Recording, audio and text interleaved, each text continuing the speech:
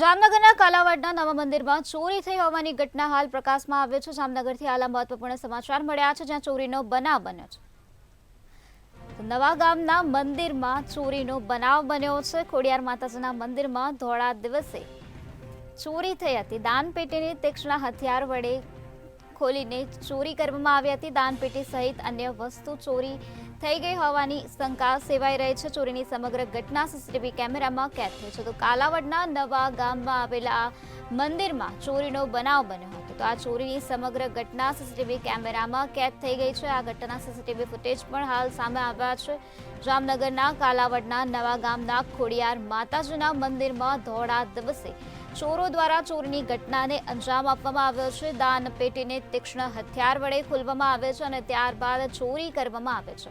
તો દાનપેટી સહિત અન્ય વસ્તુ પણ ચોરી થઈ ગઈ હોવાની આશંકા હાલ સેવાઈ રહી છે। ત્યારે ચોરીની સમગ્ર ઘટના સીસીટીવી કેમેરામાં કેદ થઈ હતી। આ ઘટનાના સીસીટીવી ફૂટેજ પણ સામે આવ્યા છે। તો હાલ આ સમગ્ર મામલે પોલીસ દ્વારા વધુ તપાસ હાથ ધરવામાં આવી છે। તો સીસીટીવી ફૂટેજના આધારે હાલ પોલીસ દ્વારા વધુ કાર્યવાહી હાથ ધરવામાં આવી છે। જામનગરના કાલાવડના ખોડિયાર માતાજી મંદિરમાં આ પ્રકારે તસ્કરો ત્રાટક્યા હતા અને ધોળા દિવસે ચોરીની ઘટનાને અંજામ આપ્યો હતો। દાનપેટીને તીક્ષ્ણ હથિયાર વડે ખોલવામાં આવી હતી અને ત્યારબાદ ચોરો દ્વારા ચોરીની ઘટનાને અંજામ આપવામાં આવ્યો હતો।